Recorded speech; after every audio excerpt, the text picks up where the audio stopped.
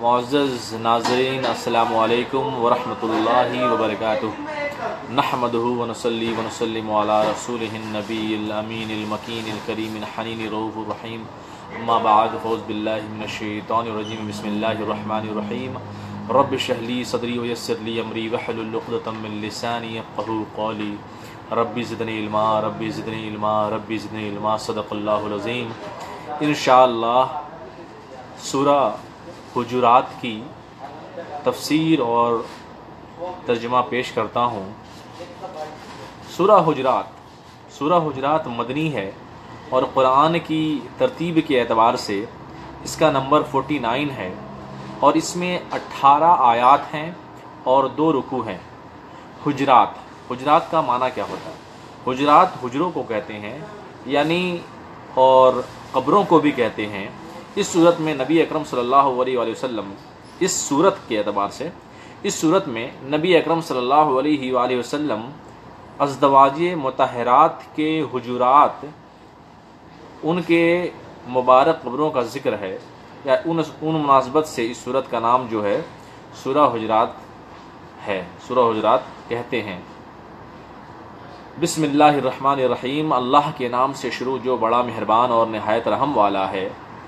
پہلی آیت شروع ہوتی ہے، اے ایمان والو تم اللہ اور اس کے رسول سے آگے نہ بڑھو۔ کیا اللہ نے کیا فرمایا؟ اے ایمان والو تم اللہ اور اس کے رسول سے آگے نہ نکلو، یعنی بعض لوگوں نے رسول اللہ صلی اللہ علیہ وسلم سے پہلے قربانی کر دی تھی۔ یوں تو قربانی جو ہے عید کی نماز کے بعد قربانی کرتے، انہوں نے عید سے پہلے قربانی کر دی، تو اس پر یہ آیت نازل ہوئی کہ حضور سے آگے نکلنا گویا کہ اللہ سے آگے نکلنا ہے۔ حضور سے آگے نکلنا گویا کہ اللہ سے آگے نکلنا ہے۔ کیسے؟ یہ قرآن کی آیت ہے، سورہ حجرات کی پہلی آیت ہے، یہ میں نہیں کہتا، اللہ کا کلام ہے یہ۔ اے ایمان والو تم اللہ اور اس کے رسول سے آگے نہ نکلو، یعنی اللہ اور اس کا رسول، دو کی بات ہو رہی ہے۔ تم اللہ اور اس کے رسول سے آگے نہ نکلو، اور پھر اگلی آیت میں اور اللہ سے ڈرو، بے شک اللہ تعالیٰ سننے والا علم والا ہے۔ اللہ تبارک و تعالیٰ تمہاری ہر چیز سے باخبر ہے، تمہاری ہر حرکت سے، تمہاری ہر سوچ سے، تمہاری ہر فکر سے، تمہارے ہر معمہ سے، تمہارے ہر مشرب سے، تمہارے ہر منصب سے اللہ تبارک و تعالیٰ واقف ہے، وہ علم والا ہے۔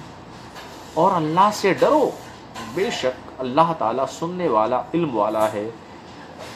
یعنی حضور کی شان، حضور کی بارگاہ میں ادب، حضور کا جو ادب ہے، رسول اللہ صلی اللہ علیہ وسلم کا جو ادب ہے، وہ اللہ تبارک و تعالیٰ خود سکھا رہا ہے کہ حضور کی بارگاہ میں جب حاضری ہو تو اس کا ادب کیسا ہو۔ یعنی رسول اللہ صلی اللہ علیہ وسلم کے پاس جب کوئی تشریف فرما ہو تو وہاں پر کس طرح سے، یعنی کتنا ادب ہونا چاہیے، اور کون سا ادب ہے جو ہمیں رسول اللہ صلی اللہ علیہ وسلم کی بارگاہ میں ہمیں اس چیز کا خیال رکھنا چاہیے، یہ اللہ تبارک و تعالیٰ آگے کی آیتوں میں ہمیں بتائیں گے۔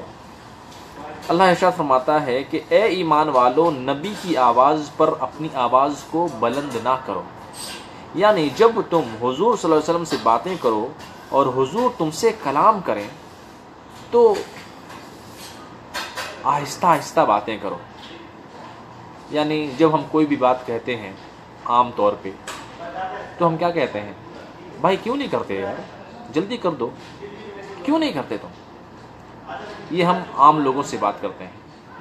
اسی طرح سے جب ہم کسی بزرگ سے بھی بات کرتے ہیں، کسی مدیر سے بات کرتے ہیں، یا کسی مینیجر سے بات کرتے ہیں، تو کبھی کبھی ہماری آواز جو ہے نا وہ تیز ہو جاتی ہے۔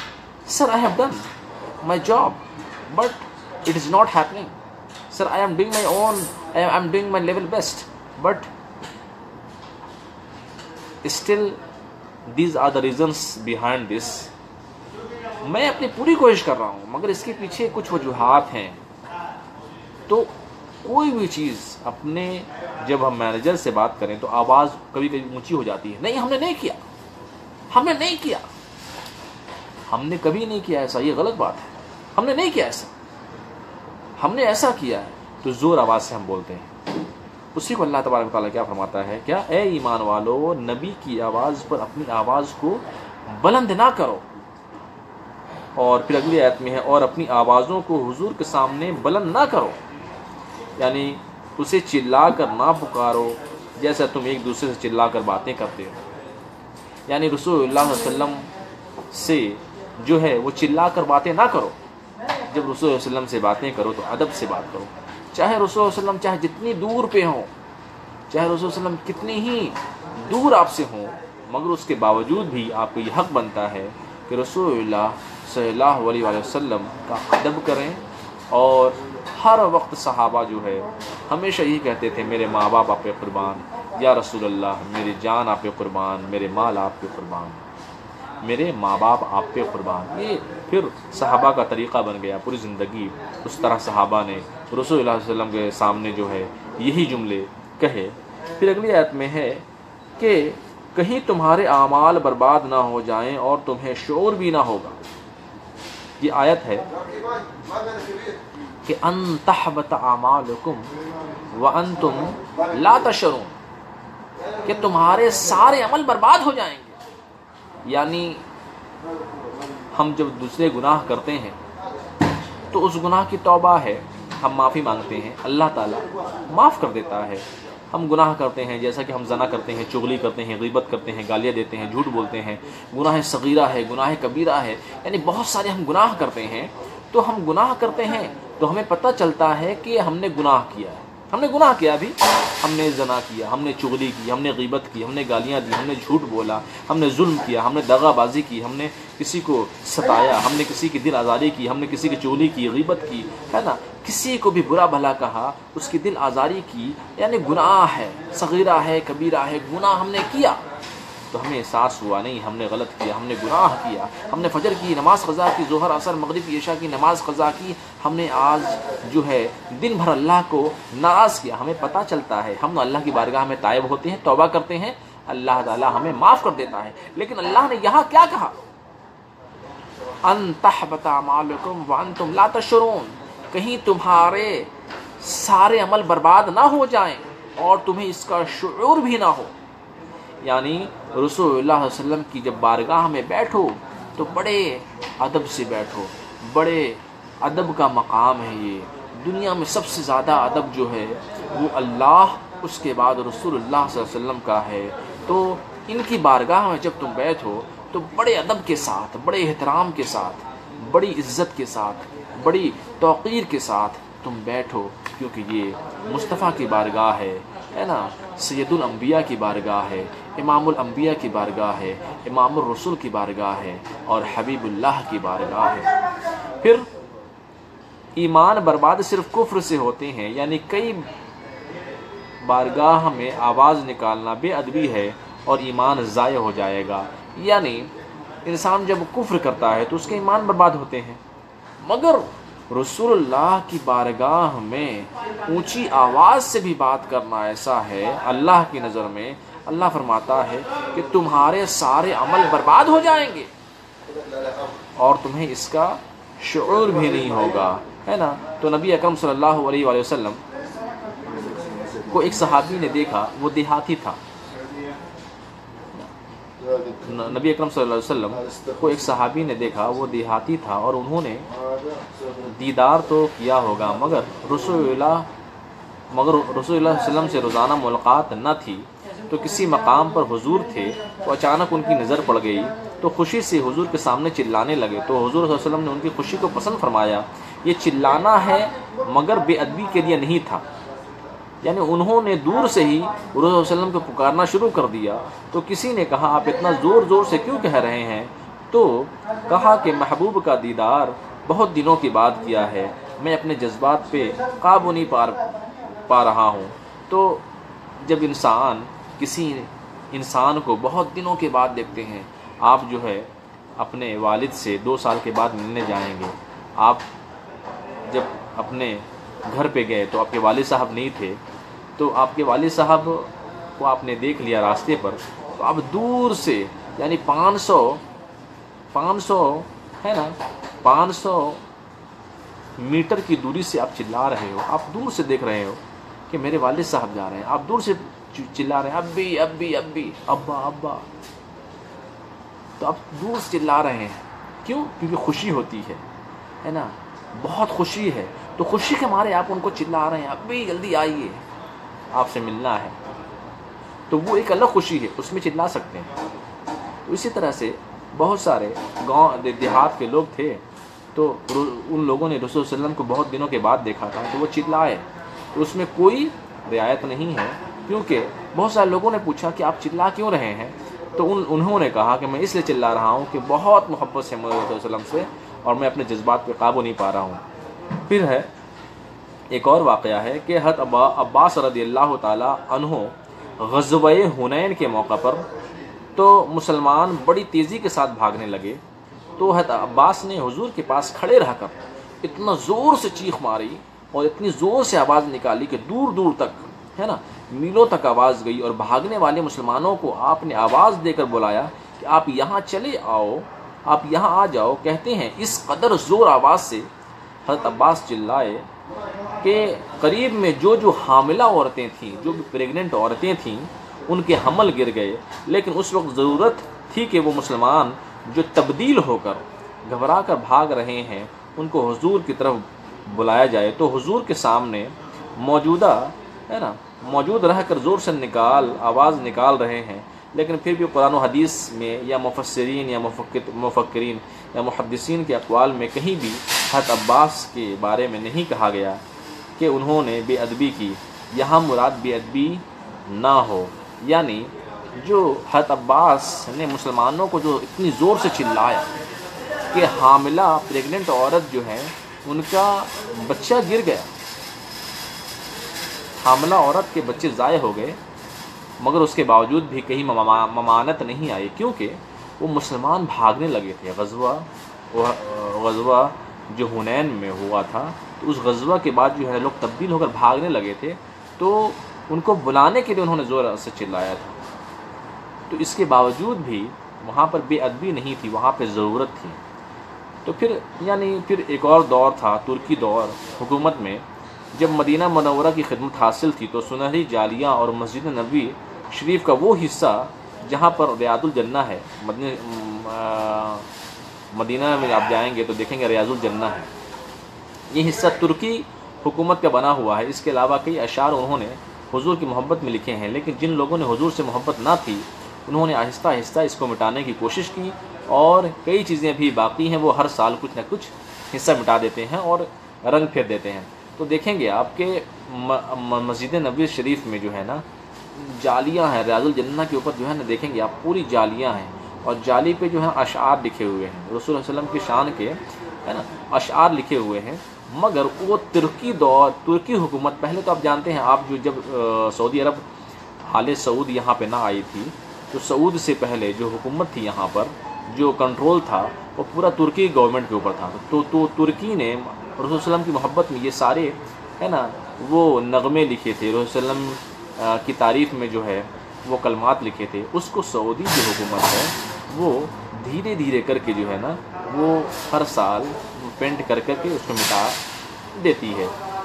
تو بہرحال لیکن اب تک سنہری جالیوں پہ یاد لکھی ہوئی، لیکن جو انہوں نے رسول اللہ علیہ وسلم کی شان میں آپ دیکھیں گے کہ سامنے کی طرف دیکھیں گے اوپر میں جو ہے نا رسول اللہ علیہ وسلم کی تعریف میں جو آیاتیں لکھی ہوئی ہیں ابھی بھی ہیں، ان لوگوں نے بہت ساری مٹا دی ہیں، سعودی والوں نے، اہل نجدی نے، وہابیوں نے، مگر اس کے باوجود بھی ہے نا وہ ایک بار میں نہیں مٹا سکتے نا، ایک بار مٹائیں گے تو پھر پکڑ ہو جائے گی، تو دھیرے دھیرے مٹاتے ہیں، مگر اس کے باوجود بھی ابھی بہت ساری جو ہے آیات ہیں جو رسول اللہ علیہ وسلم کی تعریف کے لیے اس میں ابھی تک لکھی ہوئی ہیں۔ پھر اگلی آیت میں ہے، بے شک وہ لوگ جو رسول اللہ صلی اللہ علیہ وسلم کے سامنے اپنی آوازوں کو پست رکھتے ہیں، کیا وہ لوگ بے شک وہ لوگ جو رسول اللہ صلی اللہ علیہ وسلم کے سامنے اپنی آوازوں کو پست رکھتے ہیں، یعنی ہے نا صحابہ اتنے محتاط ہو گئے تھے، جب وہ پہلی آیت نازل ہوئی تو حضرت ابو بکر صدیق رضی اللہ تعالیٰ عنہ نے یہ عہد کیا تھا کہ میں حضور کے سامنے ایسے بات کروں گا جسے کسی کو شرگوشی کی جاتی ہے۔ یعنی جب یہ آیت نازل ہوئی تھی کہ ان تحبط اعمالکم وانتم لا تشعرون، کہ تمہارے سارے عمل برباد ہو جائیں گے، تو جو ہے حضرت ابو بکر اتنے ڈر گئے تھے کہ وہ یہ سوچ رہے تھے کہ اب جو ہے رسول صلی اللہ علیہ وسلم کے سامنے اتنا دھیرے میں بات کروں گا، ایسا لگتا ہے جیسے انسان کوئی بات کرتا ہے نا، بھنبھناتا ہے، دھیرے دھیرے بات کرتا ہے، اسی طریقے سے میں رسول صلی اللہ علیہ وسلم کی بارگاہ میں بولوں گا، ہے نا، کہ کہیں جو ہے بے ادبی نہ ہو جائے۔ تو پھر یہی وہ لوگ ہیں کہ اللہ تعالیٰ ان کے دلوں کا وہ تقوی اور پرہیزگاری سے بھر دیا۔ یعنی جب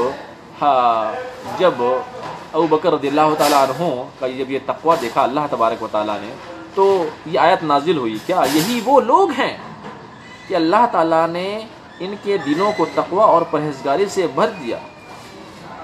تو اللہ تبارک و تعالیٰ نے ان لوگوں کے دلوں کو تقوی اور پرہیزگاری سے بھر دیا۔ پھر اگلی آیت میں ہے، یعنی یہ لوگ بڑے نیک لوگ ہیں، اللہ کا خوف رکھتے ہیں اور اللہ کی حمد و ثنا اور اللہ کی پاکی بیان کرنے والے ہوتے ہیں اور تقوی والے ہوتے ہیں۔ اور اگلی آیت میں انہی کے لیے مغفرت ہے اور اجر عظیم ہے، یعنی وہ لوگ جو بڑے تقوی والے ہیں، بڑے نیک ہیں اور اللہ تبارک و تعالیٰ کی باتوں پہ لبیک کہتے ہیں۔ اگر آپ کسی کے گھر جائیں، یعنی ہمارے یہ معمول ہے، آگے جو آیت آنے والی ہے اس کو سمجھانے کے لیے، کہ اگر ہم کسی کے گھر جائیں اور گھر پہ گھنٹی نہ ہو تو آپ دروازے پر دستک دیں گے، اگر دروازہ بھی نہ ہو اور پردہ ہو تو آپ اسے کیسے بلائیں گے اور کیسے آواز دیں گے؟ آپ کہیں گے بھائی آپ سے ہم ملاقات کرنا چاہتے ہیں۔ یعنی آپ کسی کے گھر گئے تو گھر کا ماحول ایسا ہے کہ وہاں پہ بل بھی نہیں ہے اور وہاں پہ دروازہ بھی نہیں ہے، تو وہاں پہ پردہ ہے، تو پردے میں آپ کیسے بات کریں گے؟ آپ کو چلانا پڑے گا، آپ کو زور آواز میں بات کریں گے۔ تو یہ ہمارے اور آپ کے لیے تو درست ہے، لیکن نبی کا مقام یہ ہم لوگ کے لیے چلتا ہے، ہم لوگ اگر کسی گھر جائیں گے، اگر وہاں پہ اس کے گھر پہ بل بھی نہیں ہے، دروازہ بھی نہیں ہے، صرف پردہ ہے، تو ہم اسے چلا کر بولیں گے، ہم اسے آواز سے بولیں گے۔ تو یہ ہمارے اور آپ کے لیے درست ہے، لیکن نبی کا مقام تو بہت بلند و بالا ہے، سید الانبیاء۔ نبی اکرم صلی اللہ علیہ وسلم اپنے حجرے مبارک میں کسی ایک حجرے میں تھے، ازدواج مطہرات کے کئی حجرے تھے، یعنی ایک روایت کے مطابق 9 حجرے اور دوسری روایت کے مطابق جو ہے 11 حجرے تھے۔ یعنی ان میں سے کسی ایک حجرے میں ایک قافلہ آیا ایک قافلہ آیا جو باہر سے آیا اور وہ حضور صلی اللہ علیہ وسلم سے ملاقات کرنا چاہتے تھے۔ اب انہیں پتہ نہیں تھا کہ وہ حضور صلی اللہ علیہ وسلم کس حجرے میں ہیں، تو حجروں پر دروازے نہیں تھے، پردے تھے، اب وہ دستک بھی نہیں دے سکتے تھے۔ انہوں نے حضور کو پکارا اور کہا، یا رسول اللہ صلی اللہ علیہ وسلم، ہم آپ سے ملنا چاہتے ہیں، ہم آپ سے ملاقات کرنے باہر تشریف لے آئے، ہے نا، آپ ہم سے ملاقات کرنے باہر تشریف لے آئے۔ تو قرآن نے ایسے لوگوں کو بے عقل قرار دیا۔ یعنی کچھ لوگ جو ہے باہر سے تشریف لائے تھے، وہ رسول اللہ علیہ وسلم سے ملاقات کرنا چاہتے تھے، تو اس کے لیے، ہے نا، تو ان لوگوں نے چلا کر آواز دی کہ جو ہے رسول اللہ علیہ وسلم، ہم آپ سے ملاقات کرنے آئے ہیں، آپ باہر تشریف لے آئیے۔ تو قرآن نے کیا کہا؟ ایسے عقل لوگ بے عقل ہیں، بد عقل لوگ ہیں۔ قرآن نے انہیں بے عقل قرار دیا، یعنی ناسمجھ قرار دیا۔ پھر اگلی آیت میں ہے، بے شک وہ لوگ جو آپ کو حجروں کے پیچھے سے بلاتے ہیں، یہ قرآن ہے، بے شک وہ بے شک وہ لوگ جو آپ کو حجروں کے پیچھے سے بلاتے ہیں، ان میں سے اکثر ناسمجھ ہیں، بے عقل ہیں۔ اگر وہ صبر کرتے یہاں تک کہ آپ ان کی طرف نکل آتے، یعنی اگر آ گئے تھے تو انہیں چاہیے تھا کہ آواز نہ دیتے اور حضور کو باہر نکلنے کی تکلیف نہ دیتے، بلکہ وہ باہر بیٹھے رہتے۔ جب رسول اللہ صلی اللہ علیہ وسلم نکلتے تو عرض کرتے، یا رسول اللہ صلی اللہ علیہ وسلم، ہم اسلام کے لیے آئے ہیں۔ کتنا ادب قرآن نے حضور کا سکھایا ہے۔ سوچیں، قرآن نے حضور کا ادب سکھایا، اللہ نے حضور کا ادب سکھایا، کیا؟ پھر اگلی آیت میں، اگر ایسا کرتے تو ان کے لیے بہتر تھا، چونکہ یہ ان سے نادانی ہو گئی، تو فرمایا، یعنی ان سے بہت بڑی غلطی ہو گئی کہ ان لوگوں نے انتظار نہیں کیا، یعنی رسول اللہ صلی اللہ علیہ وسلم باہر تشریف لے آتے، مگر ان لوگوں نے انتظار نہیں کیا، ان لوگوں نے چلایا، تو اسی کو اللہ تبارک و تعالیٰ نے نادان کہا ہے نا، ناسمجھ کہا، بد عقل کہا۔ اگر ایسا کرتے تو ان کے لیے بہتر تھا، یعنی باہر میں آئے تھے ہے نا، گھر کے باہر، رسول صلی اللہ علیہ وسلم گھر کے باہر تھے تو باہر انتظار کرتے، جب رسول صلی اللہ علیہ وسلم خود سے باہر آتے تو ملاقات کر لیتے، چلانے کی ضرورت کیا تھی؟ وہی اللہ نے فرمایا ہے۔ پھر اگلے آیت میں اللہ فرماتا ہے اللہ بخشنے والا مہربان ہے، یعنی جب ان سے غلطی ہو گئی تو اللہ تبارک و تعالیٰ ہی بخشنے والا ہے کیا، اور اللہ بخشنے والا ہے، یعنی ہمیں وہی کتابیں پڑھنی چاہیے جو رسول اللہ صلی اللہ علیہ وآلہ وسلم کے مقام کو بلند کرنے کی ہے نا والی ہو۔ اگر آپ چاہتے ہیں کہ رسول اللہ صلی اللہ علیہ وسلم کی محبت آپ کے دل میں پیدا ہو، رسول اللہ صلی اللہ علیہ وسلم کی شان، رسول اللہ صلی اللہ علیہ وسلم کی ابدیت، رسول اللہ صلی اللہ علیہ وسلم کی رسالت کے بارے میں آپ جاننا چاہتے ہوں تو بہت ساری کتابیں ہیں ہے نا، سیرت مصطفیٰ پڑھیں، سیرت رسول پڑھیں، سیرت نبی پڑھیں ہے نا، سیرت الانبیاء پڑھیں۔ تو اگر ان تمام کتابوں کا اگر ہم مطالعہ کریں گے تو ہمارے دل میں محمد رسول اللہ علیہ وسلم کی محبت پیدا ہوگی، اور اللہ اور محبت کی جو اللہ اور محبت سے محبت جو ہے نا یہی ایمان ہے۔ پھر اگلی آیت میں جو اللہ کی محبت کا دعویٰ کرے اور حضور سے محبت نہ ہو، وہ حضور کے ہے نا عیب ڈھونڈنے میں لگا رہے اور یہ کہے کہ ان کو یہ پتہ نہیں تھا، یہ نہیں جانتے تھے، وہ یہ نہیں کر سکتے تھے وغیرہ وغیرہ۔ یعنی کوئی ہمارے والدین کی برائی کر سکتا ہے، کوئی ہمارے والدین کی برائی کرتا ہے، یعنی عیب ہمارے والدین میں عیب ہے، ہو سکتا ہے ہمارے والد میں عیب ہے، ہو سکتا ہے، ہم انسان ہیں، ہم بھی کسی کے والد بنیں گے، ہم بھی کسی کے ماں باپ بنیں گے، ہو سکتا ہے ہم میں عیب ہے، لیکن ہم کیا بولیں گے کیا کہ ہمارے والد صاحب کے اندر یہ عیب ہے، وہ عیب ہے، وہ عیب ہے، نہیں بولتے۔ تو جو سید الانبیاء ہے، جو دونوں جہانوں کا رحمت للعالمین ہے، جو دونوں جہانوں کے لیے رحمت ہے نا، رحمت عالم، رحمت دو عالم صلی اللہ علیہ وسلم، ہم ان کے بارے میں کیوں خامی تلاش کریں؟ یہ بڑی بدبختی ہے، یہ بڑی ہے نا بیوقوفی ہے، احمقی ہے، اور ایمان میں کمی کا باعث ہے، اور وہ منافق ہے۔ اگر عیب بھی ہے بھی تو نہیں کہتے، کیونکہ یہ ادب کا تقاضا ہے، اور جس میں کوئی عیب نہیں تو اس کا ایمان ہی نہیں ہو سکتا۔ اب سوچیں، ہمارے والدین میں، ماں باپ میں، بھائی بہن میں کوئی بھی عیب ہوتا ہے تو ہمارا یہ مسلمانوں کا یہ حق ہے کہ اس کو چھپائے۔ یہ مسلمان کا یہ عقیدہ ہونا چاہیے کہ اپنے رشتہ دار کا، اپنے بھائی بہن کا، مسلمان بھائی کا عیب چھپائے۔ اب یہاں مسلمان بھائی نہیں ہے، بلکہ اس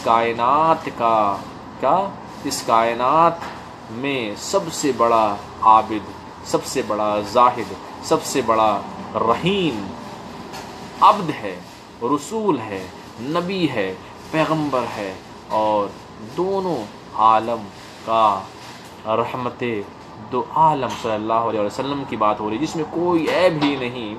تو ہے نا، اے ایمان والوں، کوئی فاسق تمہارے پاس کوئی خبر لے کر آئے، فوراً تم غصے میں مت آ جایا کرو، یعنی چاہیے کہ تم تحقیق کرو، کہیں تم نادانی کی وجہ سے کسی قوم کو نقصان نہ پہنچا دو کہ جو تم نے کیا اس پہ بہت افسوس کرو، ہے نا۔ تو بعض دفعہ ایسا ہوتا ہے کہ ہم بہت ساری غلط خبریں سنتے ہیں، اور ہے نا، ارے اس نے ایسا کہا، اس نے ایسا کہا، پتہ ہے اس نے اس کو جو ہے نا تکلیف دی، اس نے اس کو گالیاں دی، مار پیٹ ہو گئی، جھگڑا ہو گیا، اس نے اس کو گالیاں دی، تو اس نے اس کو گالیاں نہیں دی ہیں، ہم نے بڑھا چڑھا کر پیش کر دیا، اور اس کے ذہن میں جو ہے نا بدگمانی پیدا ہو گئی۔ اسی کے بارے میں اللہ نے کیا فرمایا، اے ایمان والو، کوئی فاسق تمہارے پاس کوئی خبر لے کر آئے، فوراً تم اس کی خبر کو سن کر غصے میں مت آ جانا، چاہیے کہ تم تحقیق کرو۔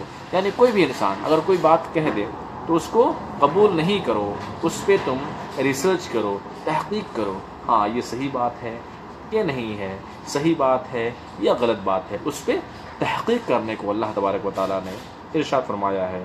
اور یہ آیت ہے نا اس وقت نازل ہوئی کہ نبی اکرم صلی اللہ علیہ وسلم مسلمان کو ایک قبیلے کی طرف زکوٰۃ پر اونٹ اور جانور لینے کے لیے بھیجا، ہے نا۔ یہ وہاں پر گئے، اس قبیلے میں ان کی لڑائی ہوئی زمانہ جاہلیت میں۔ اب جب وہاں گئے تو انہیں پتہ چلا کہ نبی قاصد ہیں، تو انہوں نے اپنی نفرت کو ختم کر دیا اور وہ ان کے استقبال کے لیے نکلے۔ آج ہم اپنے اختلافات کو بھلا دیتے ہیں، چونکہ حضور نے انہیں بھیجا ہے تو ہم ان کی تعظیم کریں گے۔ یہ لوگ جب نکلے تو اس زمانہ کے مطابق تلوار، تیر، ہے نا، نیزے سب ان کے ساتھ ہوتے تھے، تو کوئی باقاعدہ فوج تو نہ تھی۔ جب انہوں نے ان کو دیکھا تو غور و فکر کیا اس مسلمان نے کہ تیر بھی ہے نیز بھی ہے، حالانکہ وہ اس کا عرف تھا، یعنی پہلے کے لوگ جو ہے نا وہ ساتھ میں ہے نا تیر نیز تلوار یہ سب لے کر چلتے تھے، وہ ان کی شان ہوتی تھی، وہ ان کا عرف تھا، وہ ان کی تعریف تھی، وہ ان کی آئیڈینٹی تھی۔ لیکن چونکہ ان کی اور اس قبیلے کی آپس میں جنگ رہی تھی، انہیں یہ خوف محسوس ہوا کہ یہ ان کو مارنے کے لیے آ رہے ہیں، یعنی جس کو رسول صلی اللہ علیہ وسلم نے بھیجا تھا اونٹ لانے کے لیے، اس کو ایسا لگا کہ یہ لوگ انہیں مارنے کے لیے آ رہے ہیں، جبکہ وہ ان کے ساتھ آ رہے تھے، کیونکہ جب ان کو پتہ چلا کہ یہ رسول صلی اللہ علیہ وسلم کے جو ہے نا قاصد ہیں تو وہ خوش ہو گئے تھے اور اپنی دشمنی کو وہ بھول گئے تھے، ہے نا۔ تو مارنے کے لیے آ رہے ہیں تو ڈر کے مارے یہ واپس بھاگ گئے اور یہ جا کر رسول اللہ علیہ وسلم سے اپنے گمان کو بیان کیا، مگر یہ نہیں کہا کہ میرا یہ گمان ہے، بلکہ وہ اپنے گمان کو حقیقت سمجھے۔ انہوں نے کہا کہ یا رسول اللہ صلی اللہ علیہ وسلم، میں وہاں گیا تھا، یہ لوگ مجھے مارنے کے لیے آنے لگے، ان کے ہاتھوں میں نیزے اور تلوار بھی تھے، میری پرانی دشمنی ہے، یہ زکوٰۃ دینا نہیں چاہتے ہیں، اور یہ ان کے کرتوت یہ بتاتے ہیں کہ یہ مرتد ہو چکے ہیں۔ وہ اس شخص نے کہا، قاصد نے کہا۔ پھر حضور صلی اللہ علیہ وسلم نے تحقیق کے لیے حضور صلی اللہ علیہ وسلم نے تحقیق کے لیے حضرت خالد بن ولید کو بھیجا، وہ گئے، انہوں نے ان کو زکوٰۃ بھی دی۔ حضرت خالد بن ولید نے دیکھا کہ وہ نمازیں بھی پڑھ رہے ہیں، اذان بھی ہو رہی ہے، وہ نہ مرتد ہوئے نہ زکوٰۃ دینے سے انہیں نفرت ہے، اسی لیے آیت کریمہ نازل ہوئی۔ تو وہ جو قاصد گیا تھا وہ دوبارہ ڈر کے مارے لوٹ آیا، ہے نا، لیکن ایسا نہیں تھا۔ وہ جو چھری تلوار وغیرہ ان لوگوں نے جو اپنے پاس رکھے تھے وہ ان کی حفاظت کے لیے ہے، وہ ان کی شان ہے، وہ ان کی آئیڈینٹی ہے، وہ ان کی پہچان ہے، اسی لیے وہ اپنے پاس سب لے کر نکلتے تھے۔ تو جب وہ یہ لوگ پیچھے سے آئے تو وہ ڈر کے واپس چلا آیا، رسول صلی اللہ علیہ وسلم کی بارگاہ میں بولا کہ جو ہے یہ ہم کو مارنا چاہتے ہیں، جبکہ وہ مارنا نہیں چاہتے تھے، وہ ان کی تہذیب ہے، وہ ان کا طریقہ ہے۔ تو پھر رسول صلی اللہ علیہ وسلم کو یقین نہیں ہوا، رسول صلی اللہ علیہ وسلم نے خالد بن ولید کو بھیجا کہ جاؤ، کیا ایسا معاملہ ہے؟ تو وہ جب گئے تو دیکھا کہ نہیں، سب مسلمان ہیں، سب نماز پڑھنے والے ہیں، سب جو ہیں مومن ہیں۔ تو پھر اس کے بعد جو ہے پھر یہ آیت کریمہ نازل ہوئی کہ سنی سنائی بات پر فیصلہ نہ کیا جائے، یعنی کوئی بھی بات اگر آپ کو کوئی بول دے تو اس پہ آپ یقین نہ کریں، اس پہ تحقیق کریں۔ کسی نے کہہ دیا کہ جو ہے آپ کو کسی نے گالی دی، آپ اس پہ یقین نہ کریں، آپ اس پہ یقین نہ کریں، اس پہ تحقیق کریں۔ آپ اس شخص سے جا کر پوچھیں کیا یہ صحیح بات ہے، آپ نے مجھے گالیاں دی، آپ نے مجھے برا بھلا کہا۔ اگر وہ بول دیتا ہے نہیں دی تو ہم یہ مانیں گے اس نے گالی نہیں دی۔ قرآن میں ہے یہ، سنی سنائی بات پہ فیصلہ نہ کیا جائے۔ اور اگلی آیت میں ہے اور خوب جان لو بے شک تمہارے درمیان رسول اللہ صلی اللہ علیہ وسلم موجود ہیں، تمہیں چاہیے کہ تم انہی کی فرمانبرداری کرو۔ یعنی اگر وہ تمہارا کہنا مانے تو بہت سارے معاملات میں، اگر رسول صلی اللہ علیہ وسلم تمہاری باتیں مانے، بہت سارے معاملات میں ضرور تم مشکل میں پڑ جاؤ گے، جیسے ایک شفقت اور محبت کرنے والے والد حضور تو اس سے بھی بڑھ کر ہیں۔ پھر اگلی آیت میں ہے اگر رسول اللہ صلی اللہ علیہ وسلم تمہاری باتیں مانے، بہت سارے معاملات میں ضرور تم مشکل میں پڑ جاؤ گے، ہاں لیکن اللہ نے تمہارے لیے ایمان کو پسند فرمایا اور اس نے تمہارے لیے حضور کی فرمانبرداری کا حکم دیا۔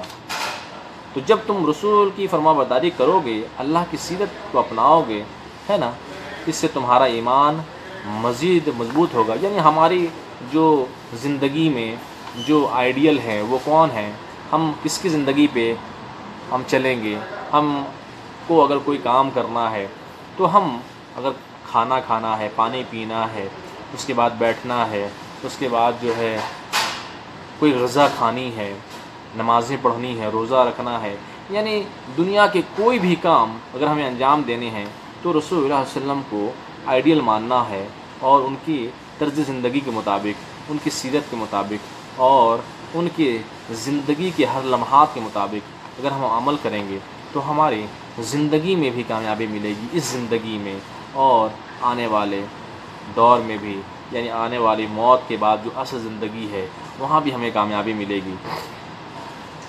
تو جب تم حضور کی فرمانبرداری کرو گے اور حضور کی سیرت اور آپ کی سنتوں کو اپناؤ گے تو اس سے تمہارا ایمان مزید ہے نا مکمل ہوگا، اور اللہ نے کرم کیا تو تمہارے دل میں ایمان کو آراستہ اور مزین کر دیا.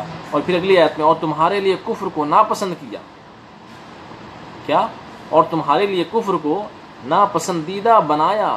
یعنی حدیث شریف میں ہے کہ ایمان کی حلاوت وہی پا سکتا ہے وہ کفر کی طرف جانے کو اس قدر ناپسند کرے جیسا کہ آگ میں کودنے کو، اس قدر اسے کفر سے نفرت ہونی چاہیے. اور اللہ نے تمہارے لیے نافرمانی اور گناہوں کو ناپسند فرما دیا ہے کہ تم ان سے نفرت رکھو. بندہ گناہوں سے اس قدر شدید نفرت رکھتا ہے کہ دنیا کی ساری دولت کا نقصان ہو جائے، اس کے نزدیک اس سے بڑا نقصان ایک چھوٹا سا گناہ کرنا ہے. اس قدر اسے گناہوں سے نفرت ہونی چاہیے. یعنی کہ تھوڑا سا صغیرہ گناہ بھی ہو جائے اسے ایسا لگے کہ سب سے بڑا مجھے نقصان ہو گیا. تو اس طرح سے ہمیں گناہوں سے نفرت ہونی چاہیے. پھر اگلی آیت میں ہے یہی وہ لوگ ہیں جو ہدایت یافتہ ہیں، یعنی سیدھے راہ پر ہیں. یہ اللہ کا فضل ہے اور اللہ کی عظیم نعمت ہے. یعنی جو گناہوں سے بچتے ہیں، جو اللہ سے ڈرتے ہیں، یہی لوگ کیا جو ہدایت یافتہ ہیں اور سیدھے راہ پہ ہیں. اور یہ اللہ کا فضل ہے، یعنی جو گناہ سے بچتے ہیں، جو گناہ نہیں کرتے، نیکیاں کرتے ہیں، ہے نا، تقوی اختیار کرتے ہیں، یہ اللہ کا فضل ہے اور اللہ کی عظیم نعمت ہے. اور اگلی آیت میں ہے اور اللہ تعالیٰ علم والا حکمت والا ہے. کیا؟ اور اللہ علم والا حکمت والا ہے. اور اگر دو گروہ مومنوں کے وہ آپس میں لڑیں تو ان کے درمیان تم صلح کروا دو. یعنی پورا قرآن جو ہے وہ انسانیت کے لیے ہے، وہ انسانیت کی زندگی گزارنے کے لیے ہے، وہ انسانیت کی رہنمائی کے لیے ہے. پوری قرآن میں جو ہے ہمیں زندگی جینے کا طریقہ سکھایا ہے، ہمیں بیٹھنے کا، اٹھنے کا، بات کرنے کا، چلنے کا، ہے نا، دیکھنے کا، بولنے کا، مسکرانے کا. یعنی پوری زندگی کے ہر افعال کو اللہ تبارک و تعالیٰ نے قرآن کریم میں مزین کر دیا. اب سوچیں کہ زندگی میں جو معاملات ہوتے ہیں، یعنی غصہ ہونا، یعنی تکبر کرنا، یعنی جھوٹ بولنا، یعنی کسی کو تکلیف دینا، یعنی جو ہے کسی کے ساتھ لڑائی کرنا، جھگڑا کرنا، اس کے ساتھ صلح کرنا، ہر چیز کا سلوشن اللہ تبارک و تعالیٰ نے قرآن میں دیا ہے.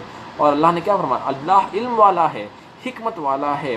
اور اگر دو گروہ، اللہ نے کیا فرمایا؟ اگر دو گروپ کے لوگ، ہے نا، اگر دو گروہ وہ آپس میں لڑیں تو ان کے درمیان تم صلح کروا دو.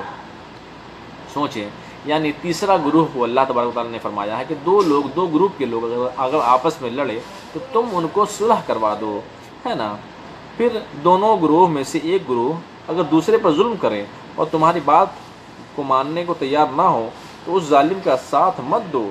تو اس گروہ سے لڑو جو ظالم سے ظلم کرنے والا ہے، یہاں تک کہ وہ گروہ اللہ کے حکم کی طرف لوٹ آئے. پھر اگلی آیت میں ہے پھر اگر وہ گروہ لوٹ آئے، یعنی وہ توبہ کرنے پر راضی ہو جائے، ظلم سے باز آ جائے، بس ان کے درمیان تم انصاف سے، ہے نا، صلح کرواؤ. اور یہ بات یاد رکھو کہ انصاف کرو. اگر عدل و انصاف قائم نہ کیا جائے.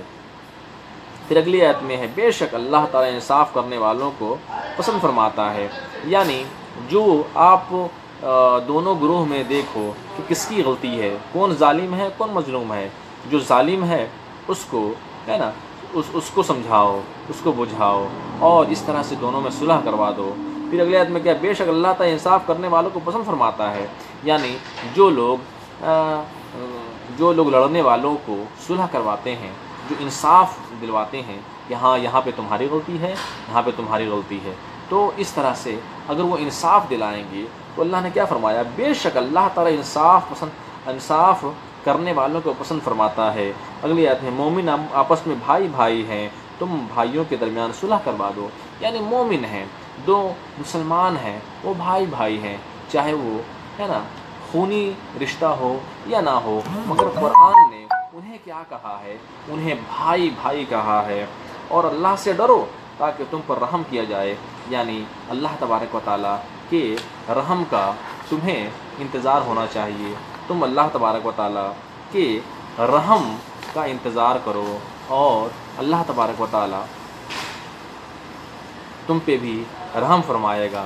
پھر اگلی آیت میں ہے اے ایمان والو کوئی کسی کا مذاق نہ اڑائے.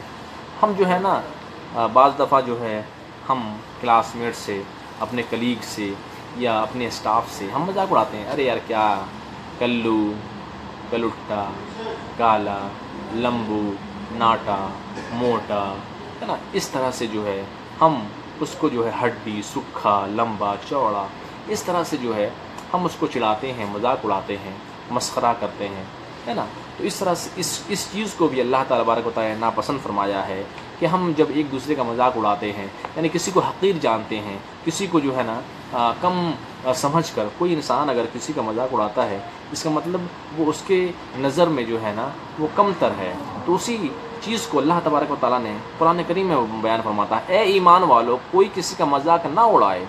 ہو سکتا ہے کہ جس کا مذاق اڑایا جا رہا ہو وہ ان لوگوں سے افضل ہو، اللہ کی بارگاہ میں اس کا مقام و مرتبہ ہو، یعنی عورتیں آپس میں ایک دوسرے کا مذاق نہ اڑائیں۔ ہو سکتا ہے کہ جن عورتوں کا مذاق اڑایا جا رہا ہے نا وہ ان سے بہتر ہوں، تو ہو سکتا ہے یہ مسلمان عورت ہے نا جسے اس کی خاندان کی دیگر عورتیں اپنے مذاق کا نشانہ نہ بنا رہی ہیں، ہو سکتا ہے یہ مسلمان عورت مستقبل میں کوئی ایسا کام کر لے یا ایسی نیکی کر لے اور ایسی پرہیزگار بن جائے کہ اللہ نے اس کی تقدیر میں جنت کے اعلیٰ مناظر رکھے ہوں۔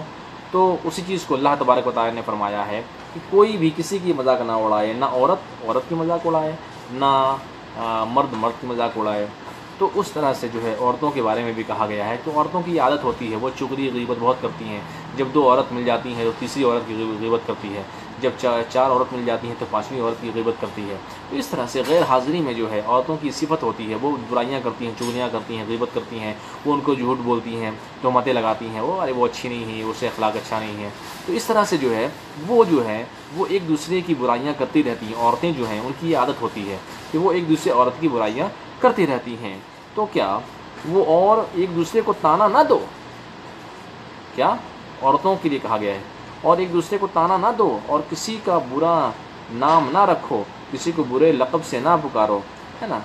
تو اس طرح سے چاہے وہ مرد ہوں چاہے وہ عورت ہوں، کوئی بھی انسان ہو، وہ کسی کو بھی ہے نا برے القاب سے نہ پکارا جائے۔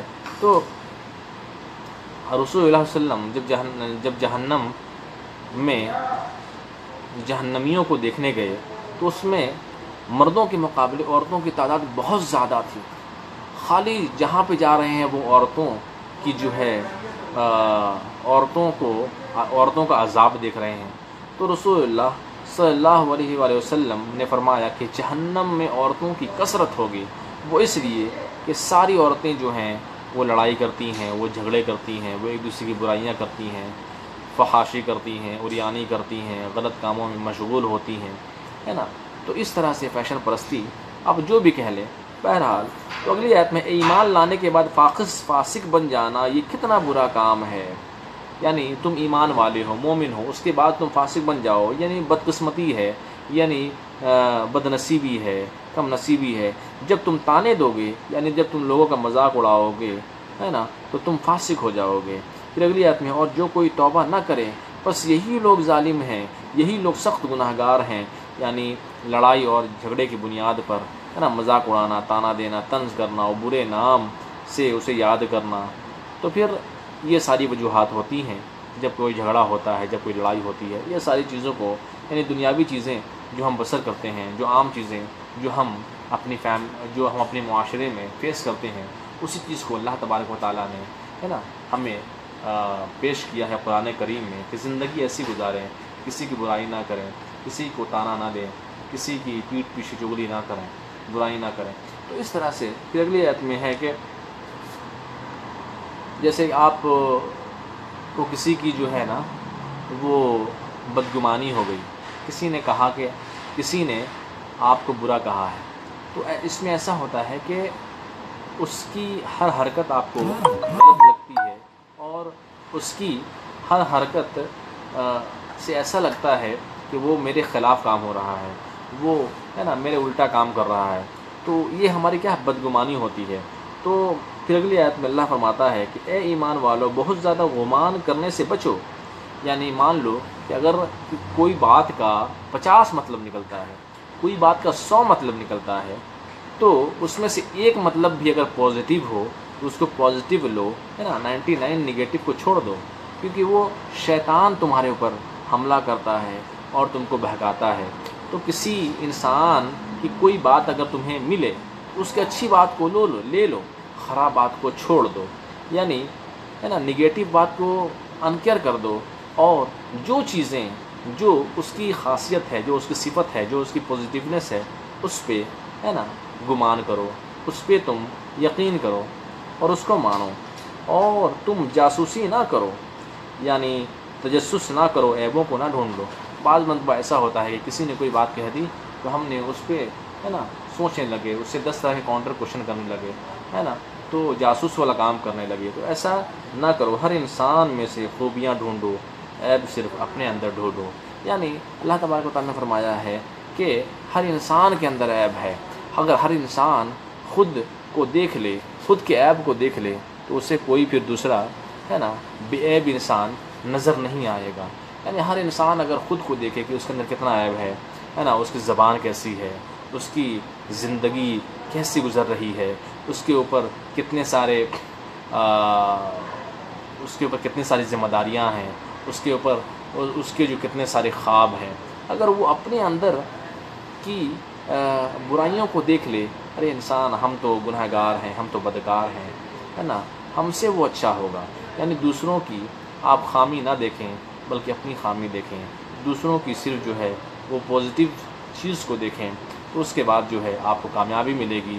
اللہ تبارک و تعالیٰ سے ہم یہی دعا کرتے ہیں کہ اللہ تبارک و تعالیٰ ہمیں زندگی کو صحیح طریقے سے گزارنے کی توفیق عطا فرمائے، اور قرآن کے مطابق زندگی گزارنے کی توفیق عطا فرمائے، اور جیسا کہ اللہ تبارک و تعالیٰ نے قرآن کریم میں ہمیں زندگی گزارنے کا سلیقہ سکھایا ہے ویسے ہی گزارنے کی توفیق عطا فرمائے۔ انشاءاللہ دوسری نشست کل سماعت کریں گے۔ وآخر دعوانا ان الحمدللہ رب العالمین۔